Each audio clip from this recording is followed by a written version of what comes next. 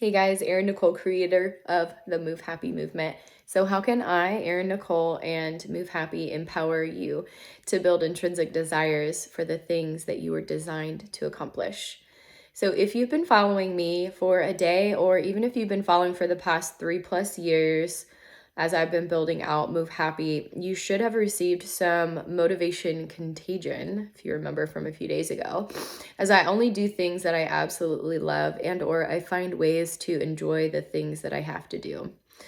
If you aren't following me on all social media channels yet, I encourage you to do so for different perspectives, and I have a different content foci, if you will, or focus on the various platforms. That's just fancy for I show different versions of myself and or the personal and professional interests that are different on different platforms. For example, on Facebook, my personal page, I tag my friends, family, and mentors, as most of the elderly population that has influenced me is on there. And I also share long form stories on there, and then I share it to my Move Happy stories up the top, where you can share the little circle stories. I connect to real humans that send me real messages on why they want to connect via Messenger. I do not connect to people in countries that my country is at war or potentially at war at, because I just learned that it could be considered treason, and well, I love my country, so please don't reach out to connect with me for bad reasons, because I'll just be ignoring your request anyway. You can still listen to my podcast though and watch my vlog from a distance. Okay, on Instagram, I share shorter versions of my long stories because that's what they allow me to share through the character limitations.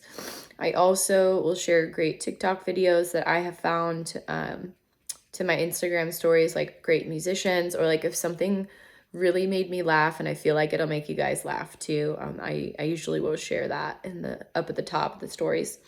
Those are only available for 24 hours. So if you see the little ring that's like a rainbow around my profile photo, you'll be able to see that. Oh, my thing went dark. You'll be able to see as far as the stories that I've shared for one full day. And then I started all over the next day. If you're a Snapchat person, I usually do behind the scenes and outdoor pics to inspire you to get into nature and to move your tush. Movement is so good for our mood. Happier people are way more pleasant to be around. So I'm doing your spouse a favor. And I'm getting you off your butt. Okay.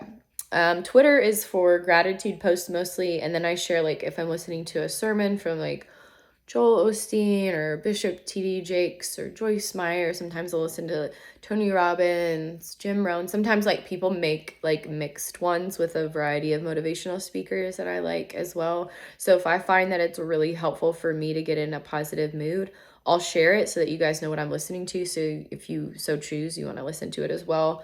I call it my drive time university if I'm in the car. And I didn't coin the term. I heard it from, I think, Jeff Olson or somebody.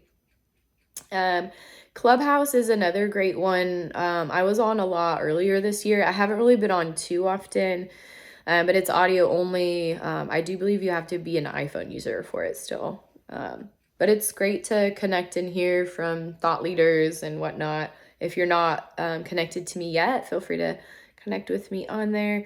I would be happy to if you have like a clear purpose or you're trying your best to get clarity on your purpose. Maybe you're a younger person and you're just not there yet, but you are trying to figure out what that is for you. Feel free to reach out. Although I'm not a gamer necessarily, I am on Twitch because when the future Move Happy games do come out, I want y'all to hear about it first. Plus my my nephews think that it's pretty cool, so there's that as well. On LinkedIn, I do shout outs for customers and my sponsors of my nonprofit, and I also do a lot of storytelling posts, including the science and professional and personal stories to help empower you to take action on whatever the weekly topic is. I started sharing weekly topics back in grad school with my step aerobic classes as part of being a graduate teaching assistant.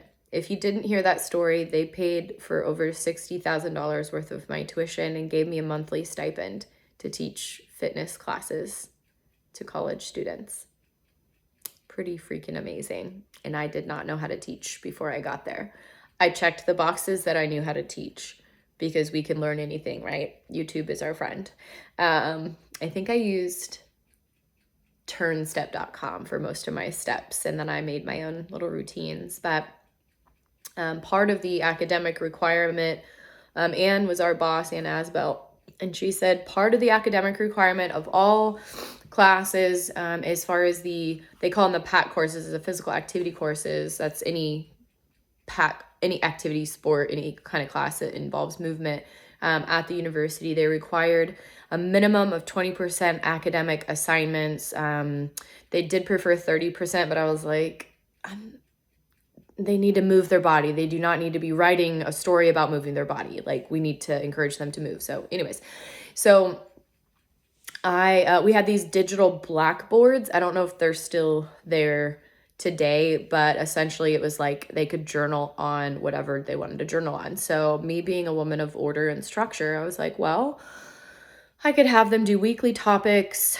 of journal entries, and then I just gave them an option. The first year I was super strict about it. The second year I got way lax because I was like living in 2 states, and I was like, hey, if it's easier for you, it's easier for all of us. And I think that's where it started from, was the weekly topics to help keep them organized. But then it also made discussions way more meaningful, I felt like. And I think, honestly, I learned that from all of my years going to church every Sunday and having weekly focus lessons and lectures and sermons and whatnot. And I just translated it to the physical domain as a teacher. And then now I've been with Move Happy. I was interviewed after taking my content seriously, just posting 1 post a day the first 4 months. Facebook reached out to me and was like, hey, we'd like to interview you for a potential opportunity to speak on stage. And I was like, okay, cool. And they asked me, they said, how do you come up with your content? And I said, well, I decided that I was going to make my micro pieces of content, because nobody teaches you how to create micro pieces of content. They just talk arbitrarily. Gary Vee is great, but he doesn't talk specifics because he wants his information to translate to multiple domains. I'm getting very specific with mine because you can take it and you can use it in your own domain, or you don't. You can take it or leave it. What I have decided and what I believe has helped grow it exponentially in attracting academic leaders is that I break down my daily piece of content, if you will, as if it's one whole scientific journal on one particular topic. So each week is my weekly focus. And if you've ever seen an empirical study before, that's white papers, every single paper has its own structure, just like a song has an intro. So the paper has an intro. So day 1 is Mondays, and I usually will talk about, Sundays is like the prequel. Hey, this is what the topic is. Mondays is, what is this topic? What does it look like? Tuesdays, I incorporate science. If you look in white papers, they talk about research methods. They talk about the discussion and the statistics. Sorry, if you're a statistician, it's important, and I know that it's important, but it just went way over my head. So I learned as much as I needed to learn to be successful and get my degree. But I'm not a statistician. So I would hire out statisticians, and I will be when we're doing our research project for Move Happy. But so Tuesdays are science. Wednesdays, that is when, and this is usually in the intro as well, but usually they'll talk about, in a white paper, they'll talk about the global kind of overview, or like if it's a disease they're talking about and they want to build awareness, they'll talk about how many people in the world have that disease, or how many people in the world are struggling with this, or how much is this costing us on a global scale. So I wanted to do the same thing with my weekly topics, like how are people around the world using this weekly topic? Like how is it impacting them? Because different cultures, different society, people handle things differently all over the world. And some of the research has been available when I've done it through for Move Happy topics, and many of it is not, because either A, the study has never been done and I'm thinking of things way outside of the box, or I don't have access to it because I don't work at a university level and I don't have a PhD, so they have not granted me full access to that information. just the limitations of the internet, whatnot. So that's why I always am encouraging, like, hey, if you work at a university, or hey, if you work at a college, or if you're just really passionate about learning, if you found articles, like, drop it in the comments. Like, let's share, collaborate, we can learn from each other. And Thursdays, that's when I'm like, okay, I've shared enough. Now it's your turn.